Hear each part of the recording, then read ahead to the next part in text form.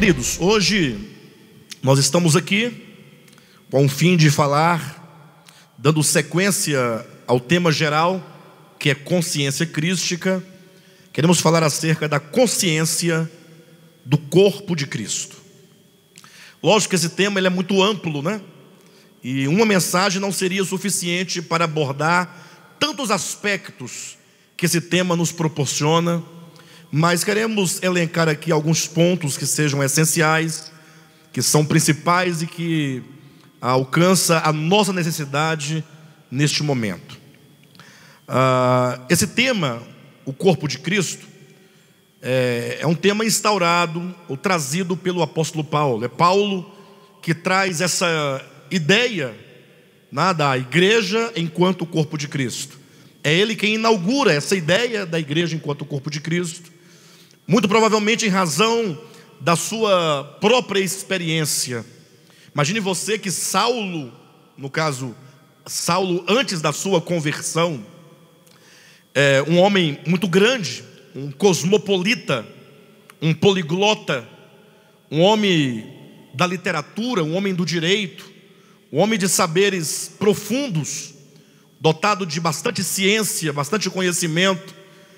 Era também, no meio do seu povo, um grande homem, porque ele era um rabi, ele era um mestre no meio do povo de Israel. Ele era um fariseu. Ele próprio dá a nós as suas credenciais lá na sua epístola aos Filipenses, demonstrando o quão grande ele era em toda a sua trajetória, desde a sua infância, que ele foi criado com vistas a ter uma projeção acima da média de todos os homens.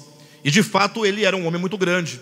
E nós sabemos pela experiência que ele próprio conta, a sua experiência de conversão, que ele dotado de cartas, né, das autoridades judaicas, ele estava a caminho de Damasco em busca de encontrar aqueles que invocavam o nome do Senhor. Saulo respirava morte e ameaça contra todos aqueles que eram seguidores do Nazareno, que eram seguidores de Jesus Cristo.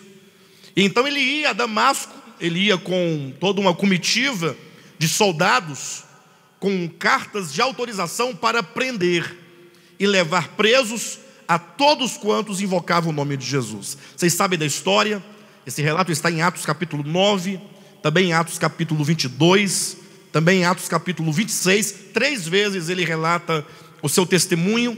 Mas nos é interessante nós ressaltarmos o fato de que tão logo ele se encontra com Cristo no caminho de Damasco, quando a grande luz, quando Cristo redivivo resplandece sobre ele, e ele então cai prostrado com o rosto em terra, totalmente destruído quanto a todas as suas convicções, porque quando ele perseguia a igreja, ele não o fazia movido por qualquer outro tipo de sentimento, senão a certeza que ele tinha da sua fé, ou seja, a certeza ou a fé que ele tinha na sua própria incredulidade em relação a Cristo.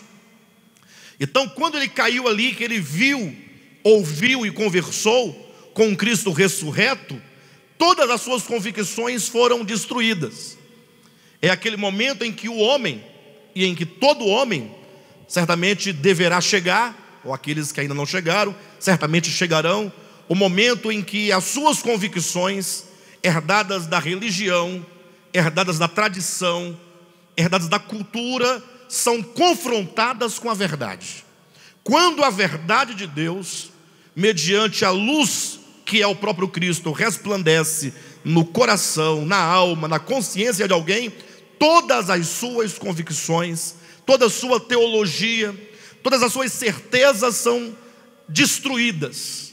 Podemos dizer, numa linguagem poética, que o grande edifício teológico, edificado por Saulo de Tarso ao longo de toda a sua vida, ruiu-se naquele momento em que ele se encontrou com o Cristo de Deus.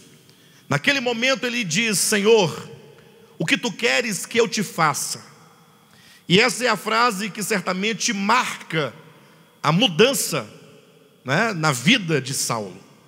Quando ele, encontrando-se com Cristo, tendo o encontro pessoal, o chamamento da parte do Senhor, que dizia: Saulo, Saulo, ele responde: sim, Senhor, o que tu queres que eu te faça? Ou seja, era alguém que estava totalmente disposto a cumprir a vontade do seu Senhor. Isso é importante, porque Saulo, apesar de toda a sua grandeza, como nós ressaltávamos aqui no início dessa mensagem, ele é um servo. Ser um servo é algo difícil. Quero ser honesto para você. É algo difícil porque o ser servo vai de encontro ao nosso egoísmo, ao nosso coração egoísta, ao nosso desejo de ser algo. Saulo de Tarso, pelo menos nesse aspecto, naquela ocasião, ele estava totalmente trabalhado e ele pôde responder: Senhor, qual é a tua vontade? Diga-me a tua vontade e eu a cumprirei. Lógico que aquele momento que ele está caído, prostrado, e assim ele pergunta ao Senhor, era apenas o começo em que ele começaria a conhecer a vontade de Deus. Era apenas o começo de uma longa experiência, de muitas revelações que ele teria. Mas logo de início ele tem uma lição, ele tem um aprendizado. E certamente talvez seja essa a primeira impressão que ele tem do Evangelho, de forma prática, quando o Senhor diz: levanta-te, levanta-te, e eu quero que você entre em Damasco, e você então entre numa rua chamada Direita, entra na casa de um homem chamado Simão, e lá você aguarda pelo que eu irei fazer. Saulo então, levantando-se, ele cego, foi guiado pela mão de um homem, até que entrou na cidade, entrou na casa que o Senhor havia apontado, e agora estava lá Saulo, completamente cego. Estava lá um homem que ficou 3 dias de jejum, orando, jejuando e aguardando pela direção na vida dele. É interessante que muitas vezes as pessoas se convertem ao Senhor e elas não têm essa disposição, esse sentimento de se dispor e falar: Senhor, qual é a tua direção para a minha vida? Logo elas querem definir o que elas farão, o que deverão fazer. Saulo, diferentemente, estava totalmente obediente, aguardando ali que o Senhor desse a direção na vida dele. Foi quando o Senhor enviou Ananias, um profeta, e disse: vai lá, é o irmão Ananias. Poderia ser, se fosse nossos dias, qualquer um de nós que o Senhor pudesse ter enviado. Imagine só o Senhor ter enviado a Saulo o irmão Cadmo. Poderia ser o Senhor dizendo: Cadmo, olha, tem um homem na casa tal, você vai lá e você leve para ele a minha palavra. Imagine só você que Deus poderia ter enviado o Henrique, poderia ter enviado o Vilmar, poderia ter enviado o Rogério, ou poderia ter enviado a Vera, a Silvia, a Rosirene, a Michele. Poderia ser você. Pastor, mas não estou entendendo qual é a ênfase. Por que tanta ênfase numa coisa tão simples? Só dizer que foi lá o irmão Ananias e chegou lá e falou o que Deus tinha para fazer. É porque neste momento, imagine só, um grande homem como era Saulo, cego, prostrado, em profunda obediência, aguardando a direção, e Deus envia um irmão da igreja. Deus não mandou Pedro, o apóstolo, poderia tê-lo feito, ter mandado a Pedro, né? Deus não mandou Mateus, tampouco mandou, digamos, o apóstolo Tomé, ou que fosse o apóstolo João, né? Que maravilha, né? Geralmente os homens têm esse tipo de coisa, né? Não, para falar com tal pessoa, manda alguém à altura, né? Ora, se Deus está salvando o Josué, tem que mandar pelo menos o Jailson falar com ele, para poder não dar aquele clima, aquela coisa desagradável. Sabe quando você é uma grande pessoa e alguém vai em teu socorro ou vai em tua direção e você fica frustrado quando você vê: é o irmão fulano. Eu acho que esse ministério precisa aprender essa lição. Aprender a lição de que quando um irmão que está debaixo da unção do Espírito de Deus. E não confunda a unção, que eu estou dizendo, com a unção como dizem por aí, no sentido pentecostal, do movimento. Não, aquela unção lá é inventada. Aquela unção lá não é a unção de que diz a Escritura. A unção a que eu me refiro, e a unção a que se refere a Escritura, é a unção que desceu sobre Jesus, o primeiro, quando ele foi batizado. Quando o Espírito desceu sobre ele, depois Jesus disse: o Espírito do Senhor está sobre mim, pelo que me ungiu. Ali Jesus de Nazaré é feito o Cristo. Ele é ungido para uma obra, para uma incumbência. E depois, quando Jesus deixa os seus discípulos após sua morte e ressurreição, o mesmo Espírito desceu em Pentecostes, em Atos capítulo 2, sobre os discípulos, no sentido de que o Espírito é o óleo, é o azeite, que sendo derramado sobre o cabeça, que é Cristo, agora vai sendo derramado sobre os crentes, os discípulos de Cristo, para a formação de um corpo. Não é uma unção particular, não é a minha unção em detrimento daquele que é dito de que não tem unção.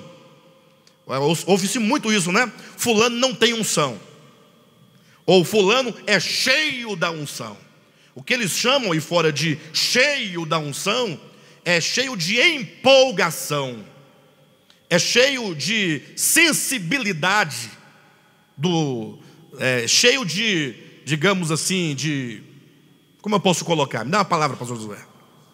Cheio de entusiasmo, e às vezes nem tanto por entusiasmo, mas basta que a pessoa fale um pouco mais fluentemente, tenha uma dicção um pouco mais trabalhada, fala com um pouco mais de ênfase e de barulho, que dizem tem unção. A unção, ela é só uma. A mesma unção que Jesus recebeu foi que a igreja primitiva recebeu. É a mesma unção que a igreja do século V, X, XV, XXI recebeu. Porque é aquele óleo que diz lá no Salmo 133, que desce sobre a cabeça de Arão e vai descendo pelas suas barbas. E esse mesmo óleo, que é a unção, vai descendo sobre as vestes e chega até as orlas dos vestidos, ou seja, é uma unção sobre todo o corpo. Portanto, quando uma pessoa que está debaixo desta unção, ou seja, alguém que faz parte do corpo de Cristo, quem vai é o próprio Senhor, é o próprio corpo. E Paulo tinha que aprender isso. Tanto é que Paulo, estando lá, chegando a Ananias, ele não chegou e disse: grande Saulo de Tarso, ou grande poliglota, ou grande cosmopolita. Nada disso. Entrando, ele apenas disse: irmão Saulo. Essas palavras, irmão Saulo, o Senhor apareceu a mim e me enviou a ti. Ele me disse que tu estavas aqui à minha espera. Essas palavras, irmão Saulo, deve ter causado um profundo impacto no coração do apóstolo Paulo. Foi quando ele começou a lidar com a dependência. Nada Saulo podia fazer antes de um irmão da igreja ir lá, orar por ele e batizá-lo em o nome de Jesus Cristo. Certamente essa experiência foi gerando no entendimento e no coração de Saulo a ideia que posteriormente Saulo iria desenvolver sobre o corpo de Cristo. Então, o corpo de Cristo certamente é uma doutrina bíblica, uma doutrina de Deus, e que foi Paulo quem nos trouxe essa visão. E para que os irmãos tenham um pouquinho dessa compreensão da grandeza do que seja o corpo de Cristo, eu quero que os irmãos abram a escritura na epístola de Paulo aos Efésios, capítulo 1, a partir do versículo 18. Quero que você olhe bem na sua Bíblia, veja o que o apóstolo Paulo está dizendo aqui. Iluminados os olhos do vosso coração. Então veja que Paulo fala sobre a necessidade de que os olhos do coração sejam iluminados. Em outras palavras, você não poderá ver o mistério que é o corpo de Cristo. Você não poderá ver a grandeza que é o corpo de Cristo se você não tiver os olhos do coração iluminados. Infelizmente, muitos cristãos buscam de Deus muitas coisas. Buscam cura física, e eu diria que é lícito buscar em Deus a cura física. Por que não? Se eu estou doente e eu falo: Senhor, me cura. O Senhor tem o poder de curar. Eu posso pedir ao Senhor que Ele me cure. Certamente não tenho nenhuma garantia que Ele fará. Alguém dirá: mas e a fé? Não, a fé, né, que eu tenho não é garantia de que Ele irá curar. A prova disso é que o homem de maior fé sobre a terra hoje, que vocês possam apontar, certamente ou eventualmente ele próprio possa estar enfermo. O fato é que o Senhor, Ele cura quando Ele deseja curar, quando há um propósito específico e assim Ele deseja. Mas o fato é que muitos buscam inclusive dinheiro, e talvez é lícito que você fale: Senhor, olha meu aperto, olha a minha situação, olha a minha dificuldade, abre as portas, me ajuda. As pessoas pedem ao Senhor casamento, elas pedem tantas coisas, mas quantos cristãos já oraram alguma vez dizendo: Senhor, eu quero que o Senhor abra os olhos do meu coração, que o Senhor ilumine os olhos do meu coração, para que eu compreenda as coisas espirituais. Você sabe por que nós desprezamos tanto as coisas espirituais? Por falta de visão. A visão, ela é tudo na vida de uma pessoa. Seja a visão de um negócio, a visão de um comércio, seja o que for. Quando a pessoa tem uma visão, ela é dirigida por aquela visão. A visão, ela é governante. A visão, ela é determinante. Então, quando o homem ou a mulher, quando o crente, ele tem a visão espiritual, os olhos abertos, e ele passa a enxergar as realidades espirituais, ele então passa a ser conduzido e dirigido por aquela visão. Então, quantas pessoas já oraram: Senhor, ilumina os olhos do meu coração, como Paulo diz, né? Iluminados os olhos do vosso coração, para saberdes. Ou seja, você só vai saber quando os seus olhos forem iluminados. Saber o que, Alexandre? Saber qual é a esperança do seu chamamento, saber qual é a riqueza da glória da sua herança nos santos, e saber qual a suprema grandeza de seu poder para com os que cremos, segundo a eficácia do seu poder, o qual exerceu Ele em Cristo, ressuscitando-o dentre os mortos e fazendo-o sentar à sua direita nos lugares celestiais. Então, três coisas aqui são garantidas, e são verdades, e são realidades espirituais. Ele fala sobre a esperança do nosso chamamento, versículo 18. Ou seja, se você foi chamado, você tem uma esperança. Então você precisa ver: Senhor, que esperança é essa para a qual eu fui chamado? Muitos cristãos são desprovidos de esperança por falta de visão espiritual. E talvez haja alguém que já teve essa visão espiritual no passado, mas que permitiu, pela sua própria negligência, que as coisas perversas deste mundo roubasse essa visão. A visão pode ser construída e a visão pode ser destruída, a depender daquilo que você alimenta, daquilo que você busca. Saber dessa esperança do chamamento, saber dessa riqueza da glória da sua herança nos santos. Então existe uma herança, existe a riqueza da herança, é uma garantia em nós, não é algo que virá, é nos santos. E versículo 19 é saber também acerca da grandeza do poder de Deus. Fala-se muito sobre o poder de Deus, não falam?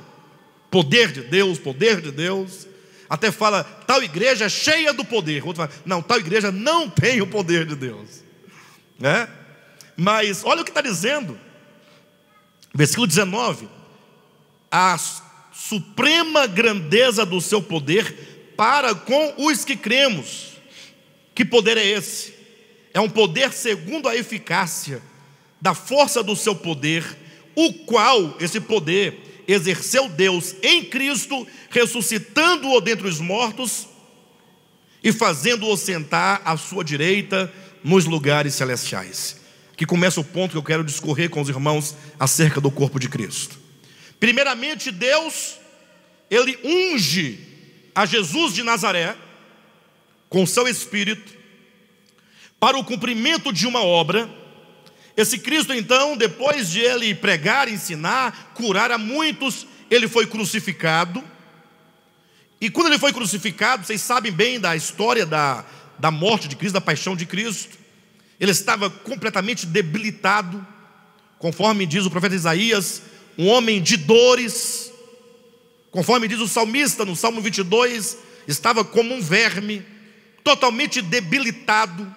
Quando então ele entregou o seu espírito, que ele morreu, aquele corpo foi sepultado, uma pedra foi colocada no túmulo, fechando a porta do túmulo. E é certo para qualquer pessoa natural, diria, aqui é o fim de uma bonita história. É o fim de uma bonita história, porque a história do Cristo foi uma história bonita, ou não foi uma história bonita? Mas, enfim, ele morreu. Ele foi tragado pela morte. Seu corpo, sem vida, hirto, estava sepultado, e uma pedra, inclusive, selava a porta do túmulo. Foi aí então que, quando para o homem não havia mais nenhuma esperança, os discípulos todos sem esperança, é dito então que Deus exerceu nele, naquele cadáver, naquele corpo totalmente sem vida, Deus exerceu o seu poder. É o poder de ressurreição, é o poder de trazer aquele corpo de volta à vida. Mas não somente trazer de volta, como voltou também o corpo de Lázaro, ou o corpo do filho da viúva de Naim, ou da filha, ou servo de Jetro, por exemplo. Não, mas sair agora da sepultura o Cristo ressurreto, com um corpo de honra, de glória, de poder. Inclusive o corpo que nós teremos em ressurreição, um corpo semelhante ao corpo de Cristo na sua glória. Então é dito que Deus exerceu esse poder nele, ressuscitando-o dentre os mortos, e agora elevando-o na sua ascensão. Ele foi assunto aos céus, mas não somente elevado, mas ele foi entronizado acima de todo nome que se possa referir. Ele foi exaltado. Não é bonito isso? Não é lindo? O Senhor Jesus está entronizado. O Senhor, Ele está exaltado. Ele está glorificado, acima de tudo e de todos.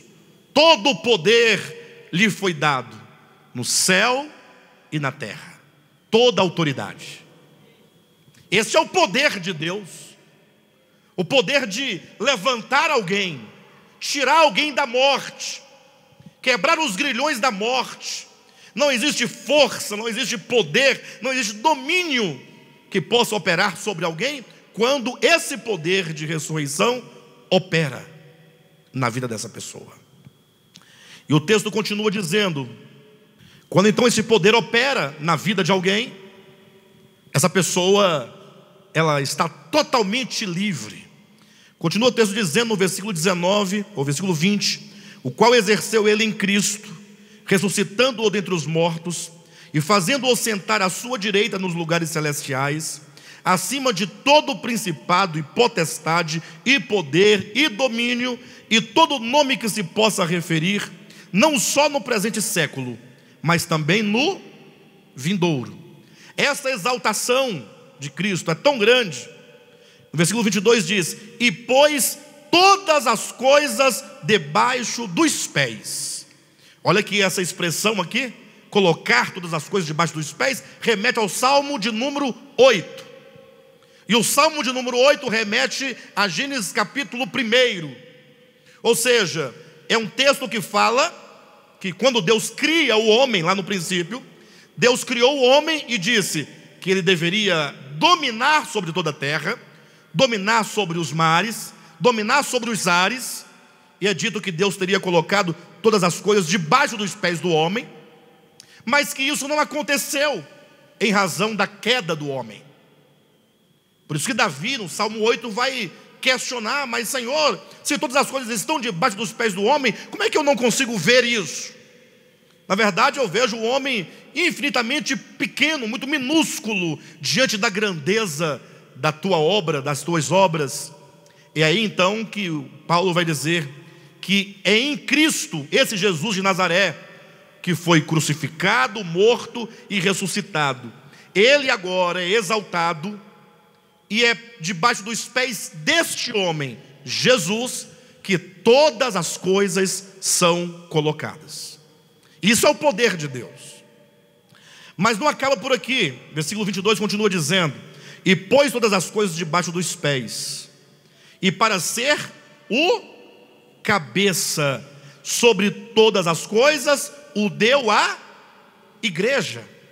E aqui Paulo começa agora a construir e a demonstrar a economia divina, dizendo: igreja não é uma instituição barata. Igreja não é um mero ajuntamento de pessoas que têm uma mesma ideologia. Igreja não é uma placa, não é uma denominação. Igreja não é um CNPJ. Igreja não é uma sociedade meramente humana. A igreja não é o conjunto de pessoas que têm afinidades pessoais. Igreja está aqui: pôs todas as coisas debaixo dos pés, e para o Cristo de Deus ser o cabeça sobre todas as coisas, ele precisaria de um corpo. Porque se ele é constituído o cabeça de todas as coisas, se ele é cabeça, tem que ter um corpo. Por isso diz que o Cristo de Deus foi dado como cabeça à igreja. Versículo 22, leia na sua Bíblia: e pôs todas as coisas debaixo dos pés, e para ser o cabeça sobre todas as coisas, o deu à igreja, a qual é o seu corpo. A igreja é o corpo de Cristo. Pastor, mas qual igreja? Já sei. Ministério Apostólico de Volta à Palavra? Não. Mas não é? Achava que fosse. Quando você fala Ministério Apostólico de Volta à Palavra, você está lidando com duas situações. A primeira é que, por ser um nome e, portanto, uma denominação, um nome que denomina um grupo, você está lidando com uma organização. Nós nos organizamos aqui. Temos um galpão alugado, nós então um dia tivemos que montar uma diretoria para fazer uma ata de fundação, como é certo que se faça, para então fundar a instituição intitulada Ministério Apostólico da Palavra, que tiramos um CNPJ, que tem todos os documentos legais para o funcionamento desse ambiente, e que qualquer pessoa pode chegar aqui e entrar. Qualquer um pode entrar aqui e se assentar. Qualquer um pode, estando aqui, sair também. Infelizmente, a maioria dos crentes lidam, quando falam de igreja, nesse âmbito institucional. O aspecto institucional, às vezes não, ele é necessário enquanto uma organização social, civil. Tem que ter. Nenhuma pessoa, nenhum grupo de pessoas pode se organizar e se reunir publicamente sem uma documentação. Vocês entendem isso? Mas não é disso que a Escritura está falando. Está falando do âmbito espiritual. Está falando de pessoas espiritualmente nascidas de Deus. Pessoas que creram no Evangelho. pessoas que receberam para si o Cristo de Deus como o caminho, como a verdade, como a vida no seu coração, no sentido de que entendeu que Cristo é a síntese de toda a vontade de Deus. E portanto, quando eu recebo a Cristo, eu não recebo um mero nome, tampouco eu recebo uma religião ou um dogma, mas eu recebo para si a vontade de Deus. Somente quando eu entendo que Cristo é a corporificação do próprio Deus, que cumpriu a vontade de Deus, que todo o seu viver humano e as suas palavras correspondem ao desejo do coração de Deus, e eu digo, eu quero isso para a minha vida. E quando eu recebo, aquilo que eu recebo começa a ser trabalhado e vai me moldando na medida e na proporção em que eu me dou a essa revelação. A igreja, portanto, fala dessas pessoas que creram, que receberam Cristo, que receberam o Evangelho. E a despeito de onde elas estejam, elas são constituídas o corpo místico de Cristo. E pôs todas as coisas debaixo dos pés, e para ser o cabeça sobre todas as coisas, o deu à igreja, a qual é o seu corpo, a plenitude daquele que a tudo enche em todas as coisas. E a partir daí, portanto, quantos creem no Evangelho, eles são feitos membros deste corpo. Veja na sua Bíblia em 1 Coríntios, capítulo 12, versículo 27. Ora, vós sois corpo de Cristo, e individualmente membros desse corpo. Diga para o seu irmão, vós sois corpo de Cristo. Vocês creem nisso? Irmãos, mas que coisa grande. Vós sois corpo de Cristo. Vós sois corpo de Cristo. Quando fala vós sois, fica no conjunto, no coletivo. Mas Paulo diz, e individualmente, cada um, individualmente, membros deste corpo. Diga, eu sou membro do corpo de Cristo. Você é membro do corpo de Cristo? Eu sou membro do corpo de Cristo. Eu posso dizer, eu não sou membro de um clube social, embora possa ser, eventualmente, não tem nada a ver. Você pode ter um clube social, do qual você faz parte. O que tem? Mas não é disso que está dizendo. Você tem um privilégio de fazer parte da economia de Deus no que diz respeito à união com o Cristo de Deus para a formação de um só homem, o cabeça e o corpo. Mas quando se fala de cabeça e corpo, o capítulo 12 de 1 Coríntios, vocês poderão ler em casa, ele fala sobre os membros, ele fala sobre os membros mais importantes, que no sentido de que, sendo eles mais proeminentes, são mais vistos e às vezes mais valorizados. Ele fala de membros que, estando no corpo, às vezes se entende e se autodeprecia, dizendo, porque eu não sou mão, eu não sou do corpo. Ele fala sobre os dons, fala sobre a importância de cada membro, a importância de nós ornarmos os membros, sobretudo aqueles mais fracos. Ele fala sobre a importância de nós cuidarmos dos membros mais fracos. Fala da importância da unidade desses membros. Afinal, Paulo vai trazer a ideia, ele vai dizer que, assim como, veja na sua Bíblia, capítulo 12, versículo 12, ou versículo 13, de 1 Coríntios, ele diz, versículo 12, 12, porque assim como o corpo, esse corpo aqui, é o corpo humano, assim como o corpo é um, e tem muitos membros, que ele está fazendo aqui a metáfora, Então ele parte de uma situação concreta, que é o corpo humano, muito conhecido dos gregos, por sinal, para estabelecer a relação.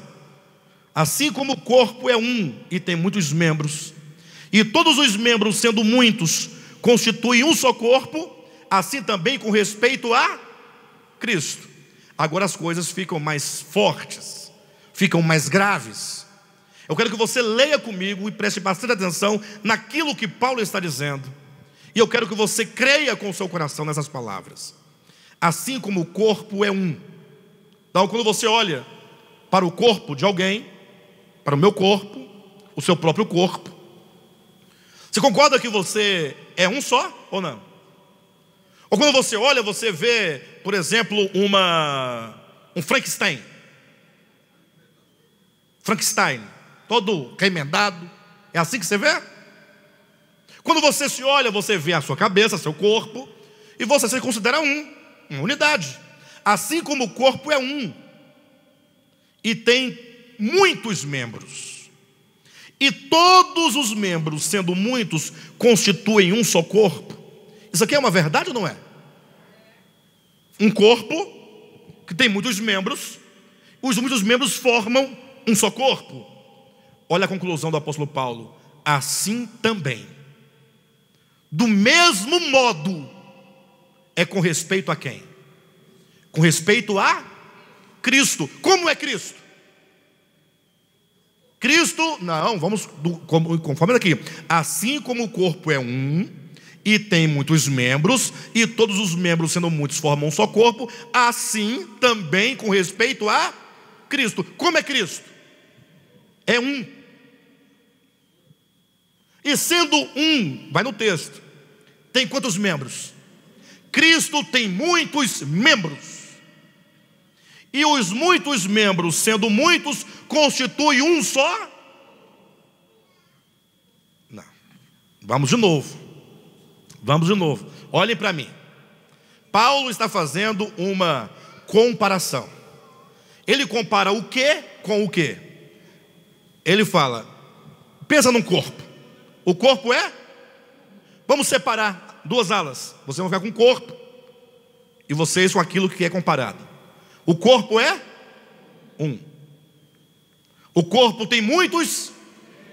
Os muitos membros, sendo muitos, formam um só corpo. Assim também, aqui é Cristo. Cristo, assim também, do mesmo modo que é o corpo, assim também é com respeito a Cristo. Como é o corpo? É um. Como é Cristo? É um. Esse corpo tem muitos membros. Esse Cristo tem muitos membros. E esses muitos membros, sendo muitos, formam um só corpo. E esses muitos membros, sendo muitos, formam um só Cristo. Não é corpo e Cristo? Então, formam um só corpo, formam um só Cristo. Pastor, mas isso me dói, eu sinto uma coisa ruim. Isso soa como uma heresia. Irmãos, entenda, a palavra Cristo é uma questão totalmente histórica e temporal, inclusive. Nós estamos falando de Deus, nós estamos falando do Cristo. Cristo quer dizer o ungido. Cristo quer dizer o Messias. Cristo quer dizer aquele que foi separado, ordenado, estabelecido para algo. Por isso que Jesus de Nazaré, ele foi feito o cabeça. Quando ele foi ali ungido, ele recebeu o óleo sobre ele. Não foi? No batismo? Não desceu o Espírito sobre ele, ele diz, o Espírito do Senhor está sobre mim, pelo que me ungiu para. E lá em Atos 2, não estavam os discípulos reunidos? Não estava ou não estava? E o Espírito não desceu sobre eles, do modo como desceu sobre Cristo. Salmo 133. É como o azeite, o óleo, o Espírito que desce sobre a cabeça de Arão, suas barbas, e vai descendo pelo seu corpo até as orlas dos vestidos, até nós que estamos no finalzinho, se entendermos como um processo histórico também. Então esse óleo é que faz do Jesus de Nazaré e todos nós o Cristo coletivo de Deus. Você não pode dizer jamais, eu não posso dizer, eu sou o Alexandre, mas o meu pé não é o Alexandre. Ora, como não? O pé não é o Alexandre? O pé é Alexandre. Eu sou um, mas eu tenho muitos membros. O apóstolo Paulo está dizendo da nossa importância. Você foi constituído membro do corpo de Cristo. Isso é grande, isso é poderoso. Isso foi realizado por meio do poder de Deus. Não é qualquer poder, não é poder psicológico, não é poder provocado, não é poder no âmbito das emoções, é o poder de nos constituir. Você precisa pedir: Senhor, abra os olhos do meu coração para eu entender essas coisas, para eu compreender esta verdade. O problema é que quando nós olhamos para a vida prática, quando vocês olham para mim, por exemplo, o Alexandre, ou quando vocês olham para o Rogério, aí está lá o... Vocês já viram o Carlos? Olha para ele. Carlos, fica de pé, Carlos, o povo tem que te ver. Fica de pé, ué, em nome de Jesus. Olha para o Carlos, pessoal. Membro do corpo de Cristo. O que vocês acham? Não, o que vocês acham? Olha direito. Membro do corpo de Cristo. Tem base um trem desse? Não fala. Carlos, não fica assim não. Responda assim: eu sou membro do corpo de Cristo, porque o mesmo poder que operou em Cristo, ressuscitando-o dentre os mortos, me constituiu membro do seu corpo. Amém? Pode sentar. Não é uma questão pessoal, não é minha força, não é meu poder, é o poder de Deus que nos constitui. Se isso não nos der uma visão, não gerar em nós uma disposição nova, não sei o que fazer. O fato é que quando nós olhamos humanamente, e aí nós temos um pouco de razão, vamos colocar aqui o pingo no i, né? De fato, às vezes, rapaz, mas se aí se o Cadmo for um membro do corpo de Cristo, então esse corpo está muito ruim. Lembrei agora do Chaves, do programa do Chaves. Vocês assistem o programa do Chaves? Estava lá o Kiko, a Chiquinha e o Chaves conversando com o seu Madruga e o professor Girafales. Qual que era a história? Era que os meninos tinham que estudar e que tinham que, receber conhecimento. Quando então o professor Girafales disse assim: não, seu Madruga, aqui está o futuro do nosso país. Aí o seu Madruga olhou para o Kiko, olhou para o Chaves, olhou para a Chiquinha e falou assim: mas eles são o futuro do Brasil? Ele pensou assim: então, se eles são o futuro, está ruim, não está? Essa era a ideia. E às vezes nós olhamos assim para a igreja, corpo de Cristo. Vocês são Cristo, vocês não são o Cristo de Deus.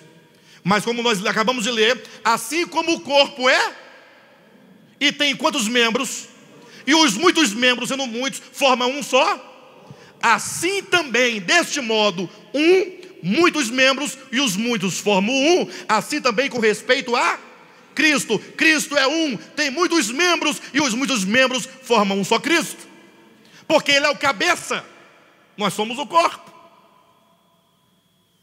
Isso é um fato. Mas de fato, colocando aqui o pingo no i, às vezes a gente dá um certo desânimo com nós mesmos ou com o outro. A gente vê no corpo de Cristo tanto desafeto. Não vemos? Nós vemos inimizade no corpo de Cristo, ou não vemos? Nós vemos inveja. Nós vemos no corpo de Cristo divisão. E nós pensamos: mas este é o corpo de Cristo? Por este motivo, por haver essa contradição, e é uma contradição, porque ao mesmo tempo que diz que somos, nós olhamos e não parecemos ser. Não parecemos ser. Essa contradição não anula a palavra de Deus. Pelo contrário, a palavra de Deus diz: sendo nós corpo de Cristo, nós enquanto corpo precisamos de ser edificados. Ou seja, a edificação nos aprimora como membros, nos torna um membro sadio, nos tornam membros ativos, nos tornam membros que têm a consciência de que é membro, de que não é o todo. Porque o grande problema do membro é achar que ele é capaz, de que ele está totalmente habilitado e capacitado com a capacidade do todo, que é o corpo. Há um texto que eu gostaria de ler com os irmãos, Efésios capítulo 4. Foi lido no início dessa reunião, versículo 11. Veja o texto. Para resolver essa contradição, o apóstolo Paulo ensina, e ele mesmo. Você sabe quem é ele? Esse aqui, ele mesmo? Quem é este ele mesmo? Ou melhor, quem é este ele? O cabeça. Olha o versículo 8. Por isso diz: quando ele subiu às alturas, olha o poder de Deus agindo sobre o crucificado e sobre o Cristo morto.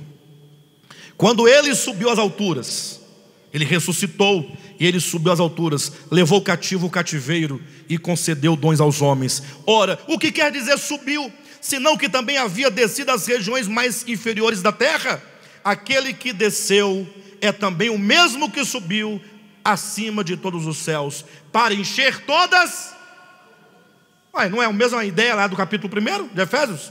Que ele subiu, ele foi exaltado, ele foi ressuscitado, o poder de ressurreição operou em Jesus de Nazaré, ressuscitando-o dos mortos, elevando-o acima de todo nome, principado e potestade, para ele encher todas as coisas, sim ou não?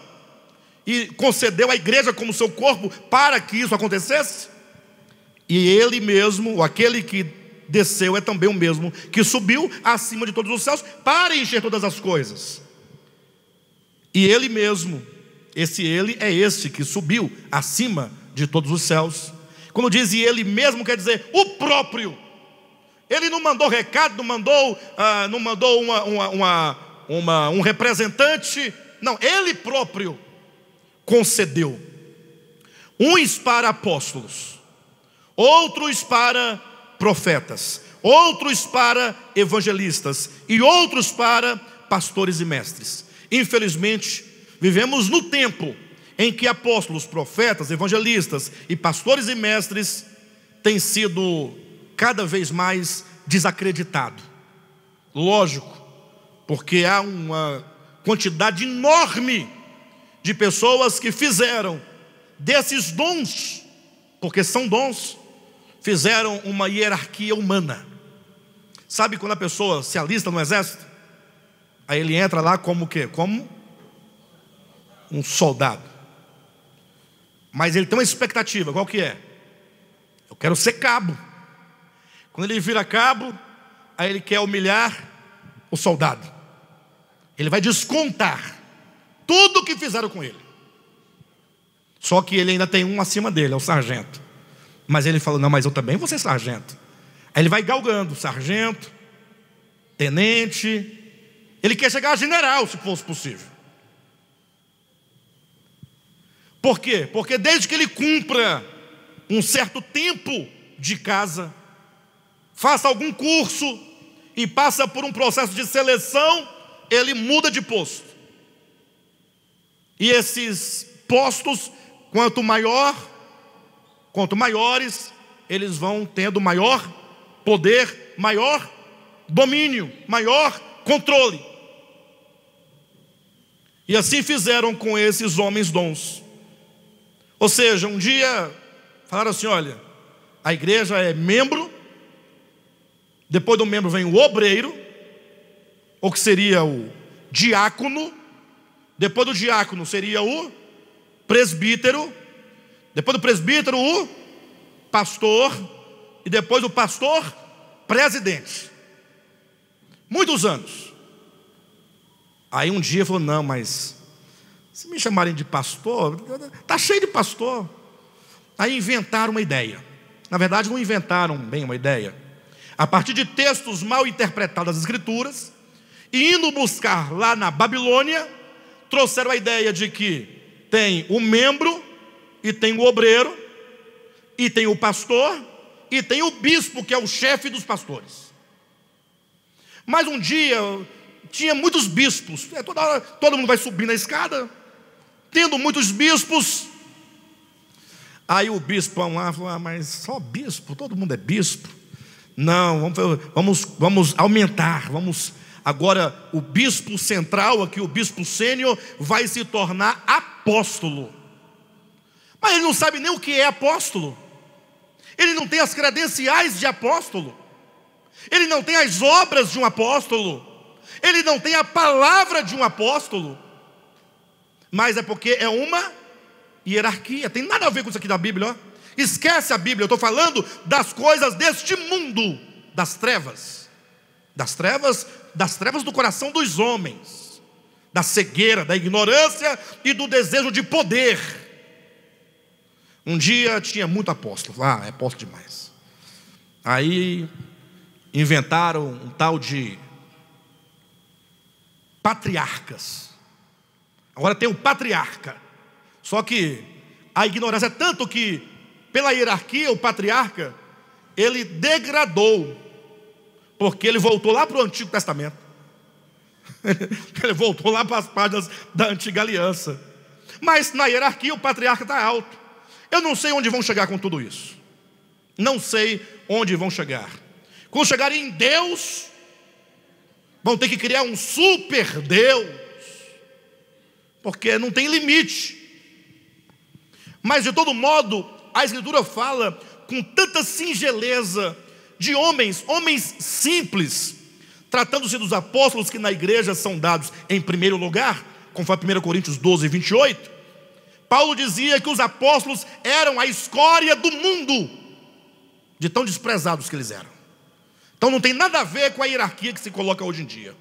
O fato é que esses homens são homens simples, são homens do corpo, são membros como qualquer outro membro, mas são homens dados à igreja com um propósito. E ele mesmo concedeu uns para apóstolos, outros para profetas, outros para evangelistas e outros para pastores e mestres, com vistas ao... Tem na sua Bíblia com vistas ao? Com vistas ao quê?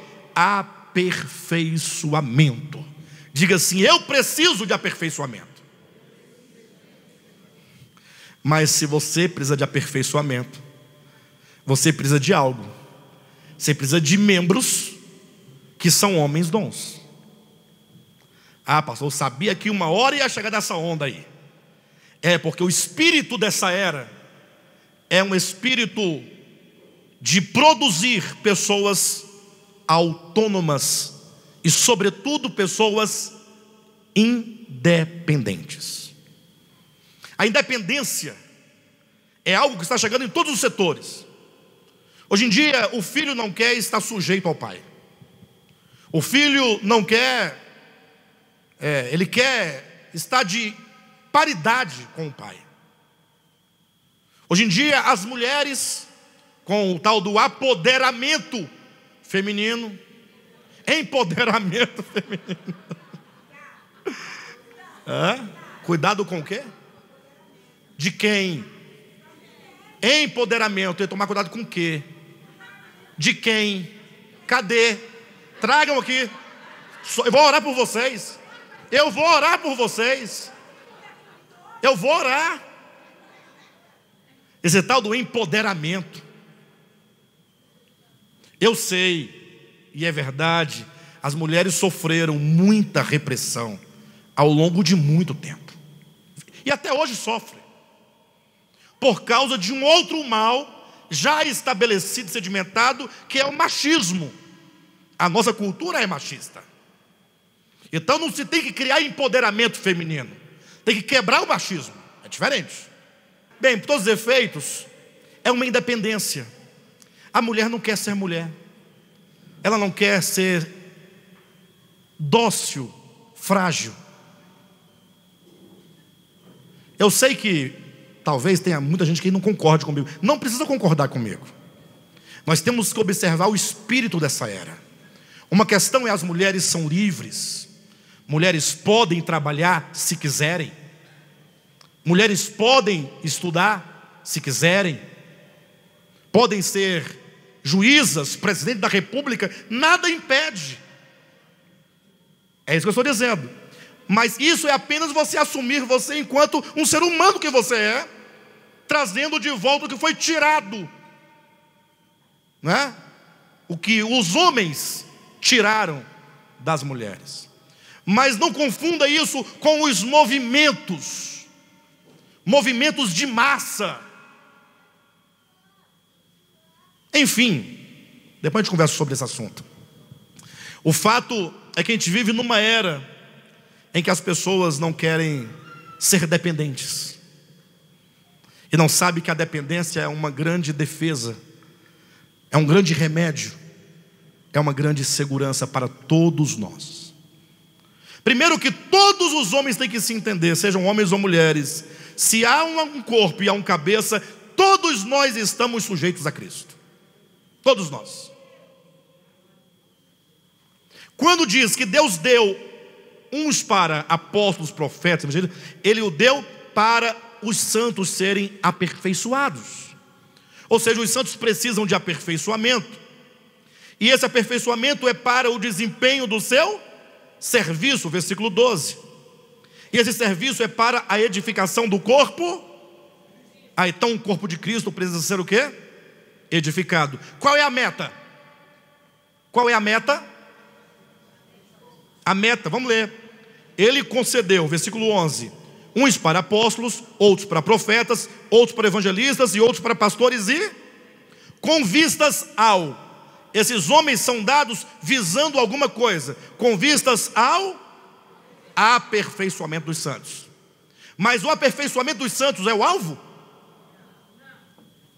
Se segura aí. Esse ministério tem um problema. Esse ministério.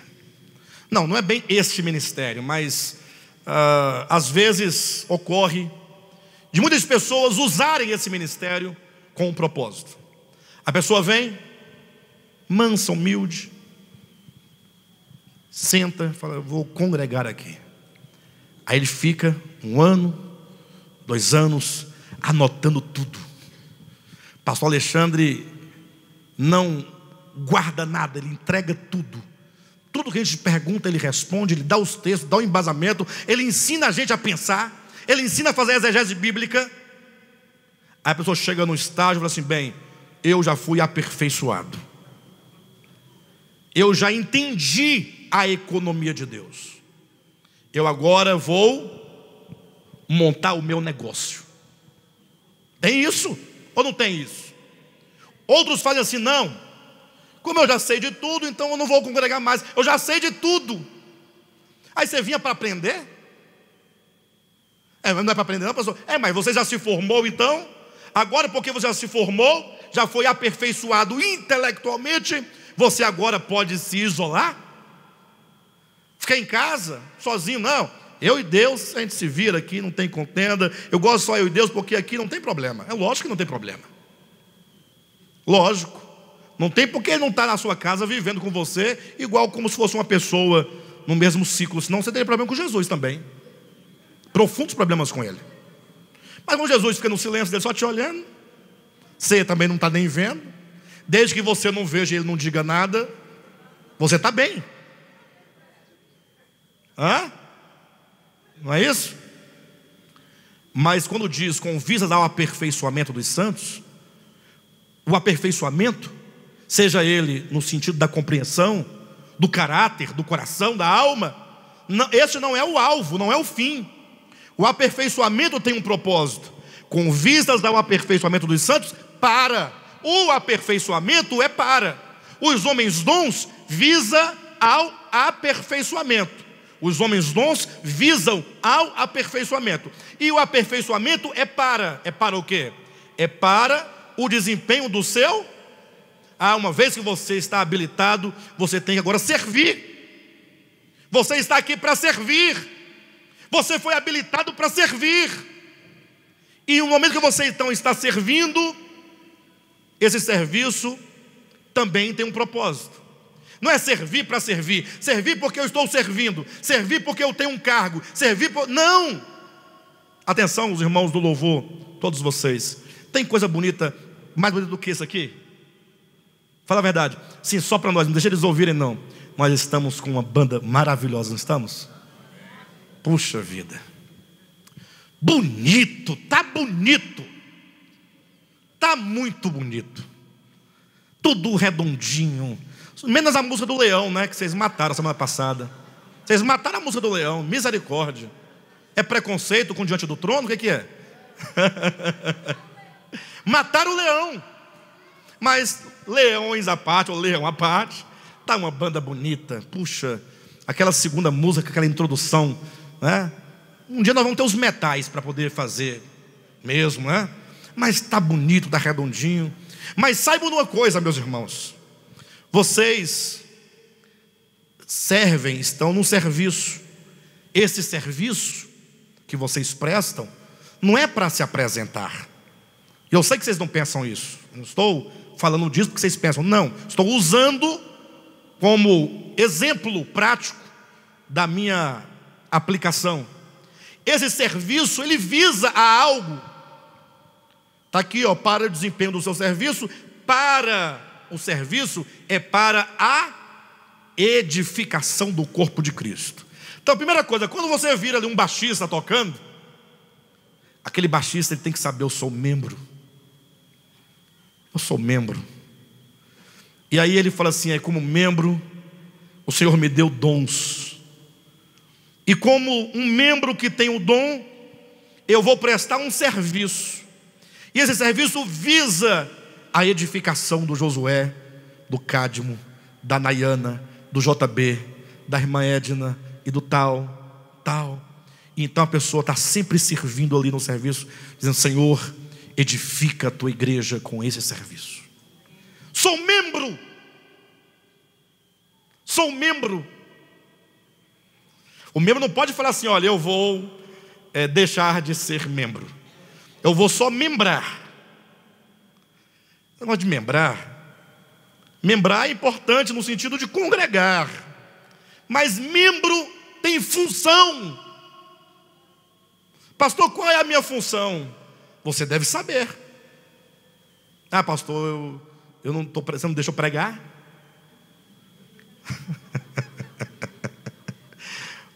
Pastor, não deixa eu pregar. Deixa você pregar. Eu deixo.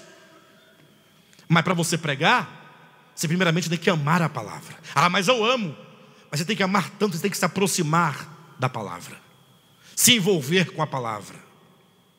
E você tem que começar a trabalhar essa palavra nos mínimos detalhes. Antigamente tinha um irmão que falava assim: pastor Alexandre, eu tenho chamamento para pastor, pregador. Eu falava: que bom, que maravilha. Quando que é necessário? Irmão, membro, pastor, pregador. Aí, pastor, e aí eu faço o que agora? Eu já tenho um chamamento, eu estou sabendo de tudo, agora o que fazer? Eu falei: você vem na reunião de quarta-feira, de terça-feira, né? Não tinha uma reunião de terça-feira?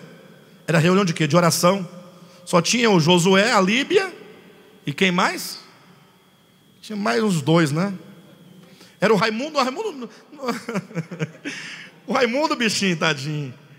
Ele já estava aqui. Mas tudo bem, mas ele estava, mas ficava com o não ficava lá fora, né? Não, tá certo.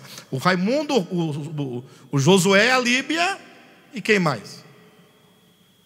Tinha mais umas duas pessoas. Falei: irmão, então você vai na terça-feira e prega.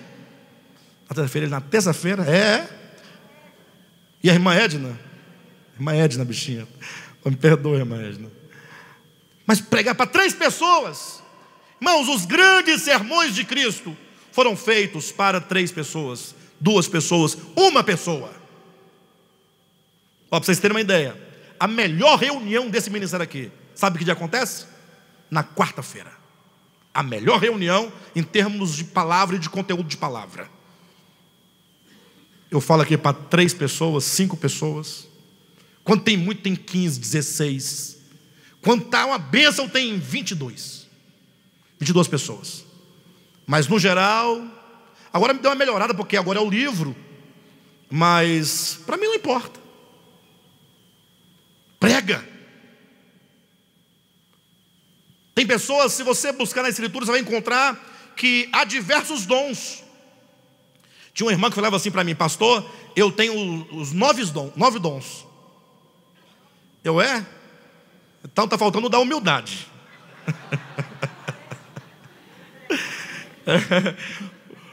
O fato é que ela dizia que tinha 9 dons, mas nunca manifestou um. O problema é que quando pensa em dons, ela pensa em 1 Coríntios 12, né? Elas querem o dom, de falar em línguas. Até existe uma hierarquia, porque o movimento pentecostal instaurou isso. O primeiro, todo mundo é obrigado a falar em outras línguas. Não foi aí que colocaram? Portanto, se todo mundo é obrigado, certamente ele deve ser o mais importante, porque ele é indispensável. Se ele é indispensável, é o mais importante, porque ele não pode faltar. Aquilo que não pode faltar é o quê? Indispensável. Aí tem um dom de profecia. Aí todo mundo quer sair falando da vida dos outros, e não sabe que o dom de profecia é falar por Deus. Enfim, não vamos entrar nos méritos.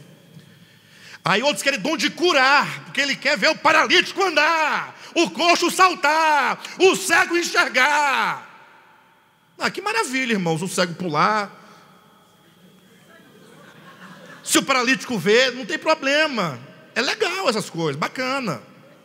Agora, por que fazer essas coisas para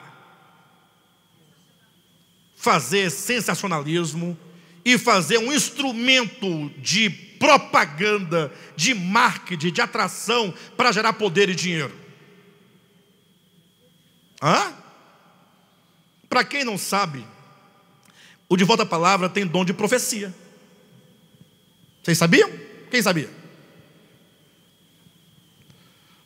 Verdade. Dom de cura, curas já foram manifestadas aqui dentro. E cura de verdade.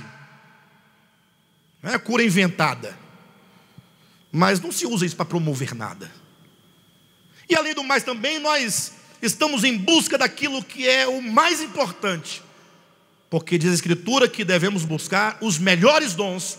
E os melhores dons são entendidos no âmbito de 1 Coríntios 12 como sendo aquele dom que é mais necessário para a atual necessidade da igreja.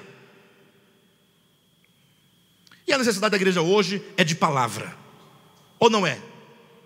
A palavra que cura, é a palavra que edifica, é a palavra que santifica, é a palavra que salva, é a palavra que liberta, cura. Bem, de todo modo, o fato é que o corpo de Cristo, então, ele precisa de ser edificado. Versículo 13: até que todos cheguemos à unidade da fé, do pleno conhecimento do Filho de Deus, à perfeita varonilidade, à medida da estatura da plenitude de Cristo, para que não mais sejais como meninos agitados de um lado para o outro e levados ao redor por todo o vento de doutrina, pela artimanha dos homens, pela astúcia com que induzem ao erro, mas seguindo a verdade em amor. Essa é a vida normal da igreja, enquanto o corpo de Cristo é edificado. Seguindo a verdade em amor. Diz para o seu irmão: seguir a verdade em amor. Gente, quantos querem seguir a verdade em amor? Pastor, o que vai acontecer? Nada, nós vamos seguindo a verdade em amor. Seguindo a verdade. Vida cristã, seguir a verdade. E esse seguir é em amor. Seguindo a verdade em amor, cresçamos em tudo naquele que é a cabeça, Cristo. Então, enquanto seguimos a verdade, nós crescemos. Você tem que crescer. Você não está aqui para aprender as doutrinas meramente. Você não está aqui para se tornar doutor em Bíblia, PhD em divindade. Não. Vocês não estão aqui para se formar. Pastor, já me formei, estou formado. Não. Crescendo ou seguindo a verdade em amor, cresçamos em tudo naquele que é a cabeça, Cristo, de quem todo o corpo, bem ajustado e consolidado, pelo auxílio de toda junta, segundo a justa cooperação de cada parte, efetua o seu próprio aumento para a edificação de si mesmo em... Perceberam que o amor está constantemente aqui?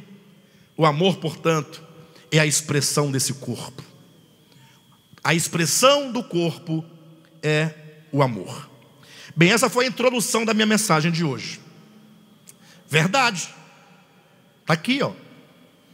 Eu vou entrar agora nos princípios do corpo. Agora vamos começar a pregar. Tá bom? Os irmãos ficam tão desanimados. Eu vou ser breve. Pode ser? Não vou pregar de novo, não, mas vou ser breve. Os princípios do corpo. Para você poder ser um membro, ou ter a consciência do corpo, e ter a consciência do corpo é ter consciência da sua unidade, porque o corpo é um, e ter a consciência de que você é um membro entre muitos membros. Ter a consciência de que você não é o todo, mas você também não é uma parte isolada. Você é uma parte no todo e para o todo.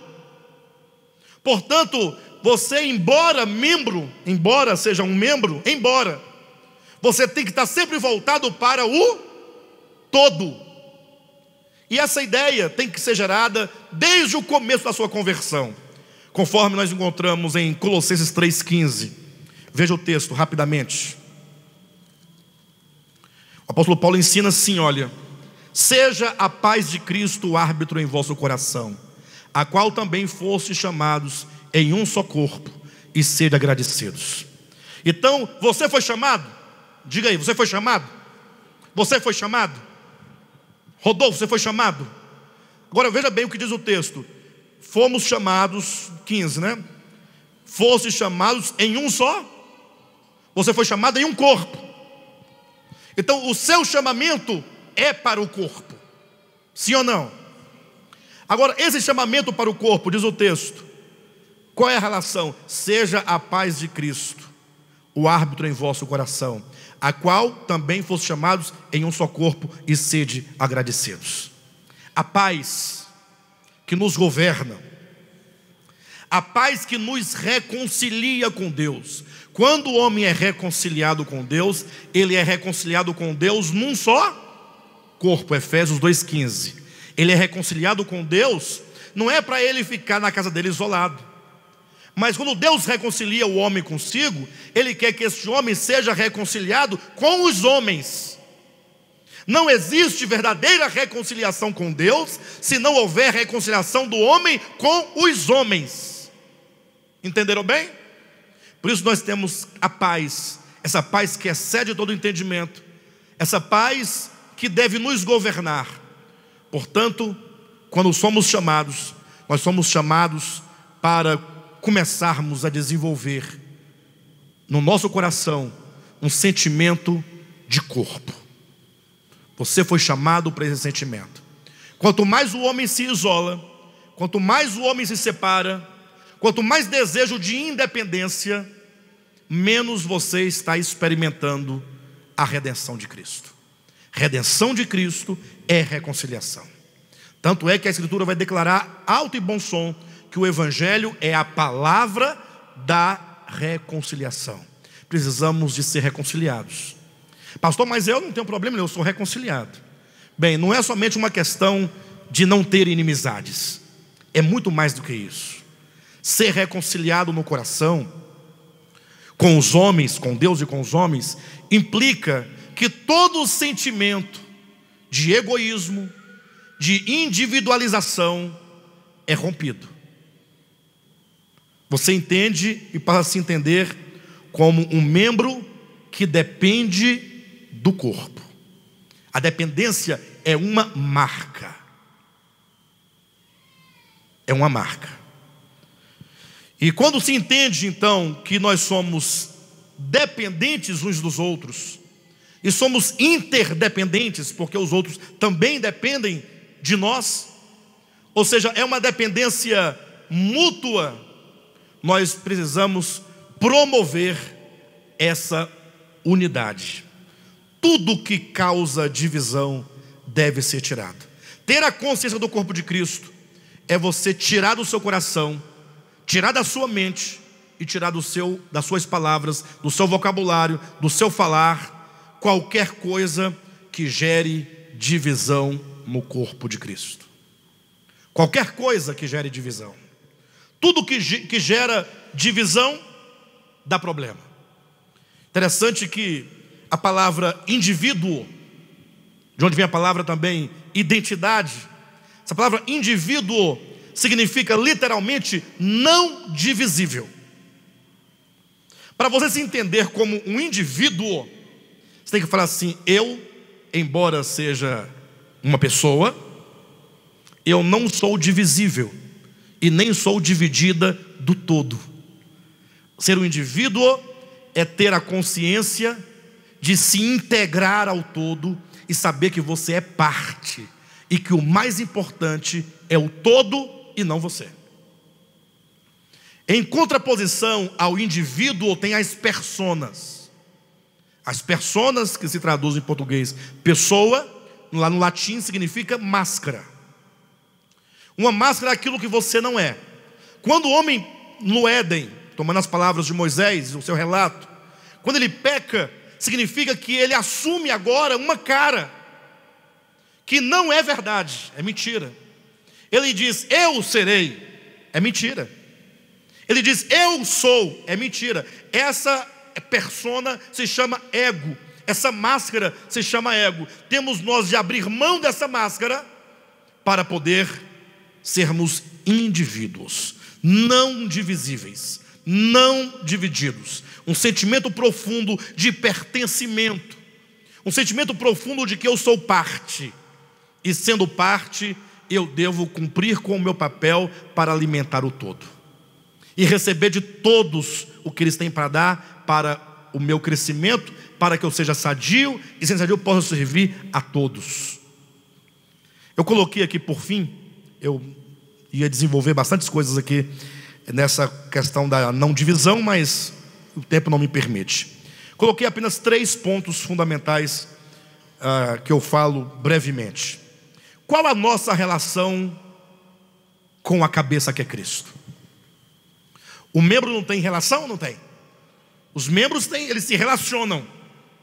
Qual é a nossa relação para com a cabeça? Nossa relação é de sujeição. Você está no corpo? Você está no corpo? Você tem que desenvolver tal entendimento no coração: Senhor, ensina-me a ser sujeito e submisso ao cabeça, ser guiado, controlado, dirigido. Ele é o cabeça e nós somos governados por ele. A nossa relação para com o corpo deve ser uma relação de comunhão.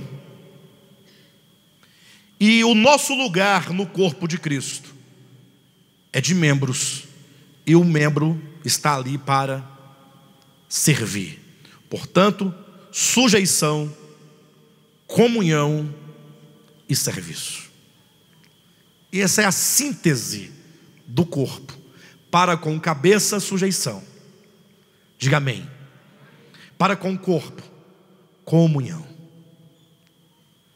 E eu, enquanto membro, para o corpo, serviço. Isto é o corpo de Cristo. Nós poderíamos fazer uma conferência inteira só sobre o corpo de Cristo. Há muitos aspectos a serem tratados, muitos textos, mas o que falamos hoje embora muito reduzido, e até alguns tópicos que eu não tratei, mas foram e são suficientes para o nosso crescimento no momento. Tá bom? Maravilha? Membros do corpo de Cristo.